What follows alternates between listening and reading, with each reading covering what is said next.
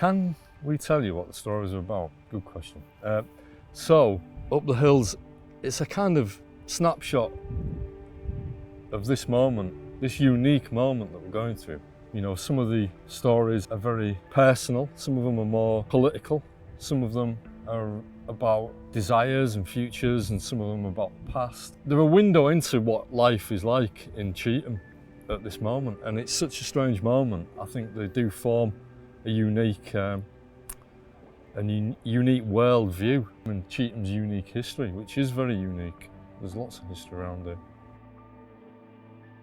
I think the 7 themes are just, they're a more detailed exploration of the specifics of Cheetham, but they're all based around the same thing, which is, you know, identity, person's identity, and their hopes and fears, really, where they want to take their lives, really. And you know, these stories have been played out everywhere, and everyone's got the same story.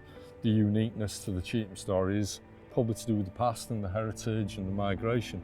So that they kind of formed some of the 7 subjects which we kind of found running through all the conversations that we had, and we distilled those themes into key areas, didn't we, of the work. You know, the ambassadors wanted people listening to this piece to see different sides to Cheetham Hill. You know, Cheetham Hill is one of those places that can be in the press for all the wrong reasons, and for there to be certain rhetorics around what the place is and what it stands for.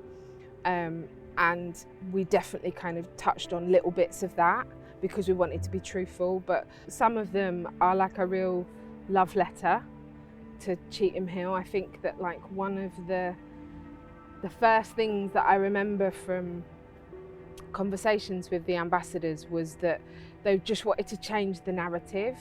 And it's not to say that all these stories are like fluffy and, you know, like this is a super positive place to live all of the time.